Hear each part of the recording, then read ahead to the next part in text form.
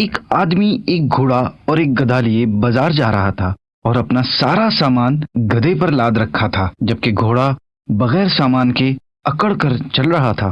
اس بھاری بوجھ سے تنگ آ کر اس نے گھوڑے سے کہا، بھائی گھوڑے، تھوڑا سا بوجھ تم لے لو، میرا چلنا مشکل ہو رہا ہے۔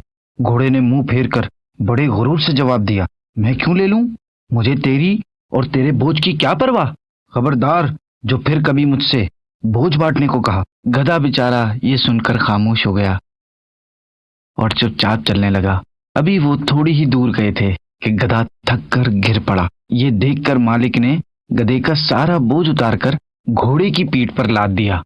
اب گھوڑے کو غرور کی حقیقت معلوم ہوئی۔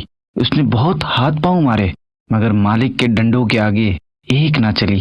مجبور ہو کر اسے سارا بوجھ بازار تک لے جانا پڑا۔ راستے میں گدھے نے گھوڑے سے کہا، بھائی اگر تم پہلے سے ہی تھوڑا سا بوجھ لے لیتے تو سارا بوجھ لے کر کیوں چلنا پڑتا؟ گھوڑے نے شرمسار ہو کر سر جھکا لیا۔